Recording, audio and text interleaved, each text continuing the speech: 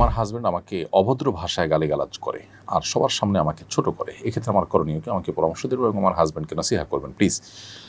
প্রথমত, গালি সর্বাবস্থায় খারাপ, সেটা ভদ্র ভাষায় অভদ্র ভাষা যেটাই বলুন না কেন, সর্বাবস্থায় খারাপ এবং নিষিদ্ধ এবং নাজায়েজ এবং হারাম। সিবাবুল মুমিনি ফুসুক, নবী সাল্লাল্লাহু আলাইহি ওয়াসাল্লাম বলেছেন কোনো ইমানদারকে গালি দেওয়াটা গুনাহের কাজ। অতএব যিনি তার নিজের স্ত্রীকে এটি করছেন তিনি ডাবল গুনাহ করছেন। এক তো একজন মুসলিমকে তিনি গালি দিচ্ছেন, দ্বিতীয়ত স্ত্রী যাকে আল্লাহ তাআলা বলেছেন, যার সম্পর্কে আল্লাহ বলেছেন ওয়া আশিরুহুন্না বিল মারুফ, তোমরা তোমাদের স্ত্রীদের সাথে সুন্দরভাবে দিনাতিপাত করো, সেটার লঙ্ঘন তিনি করছেন। এজন্য তার উচিত ইস্তেগফার করা, তওবা করা। আর বোন, আপনাকে বলবো আপনি সবর এবং ধৈর্যের মাধ্যমে এটা মোকাবিলার চেষ্টা করবেন, তাকে নাসিহা করে বোঝানো, অন্যদের মাধ্যমে বোঝানোর চেষ্টা করবেন, দোয়া করবেন আল্লাহর কাছে।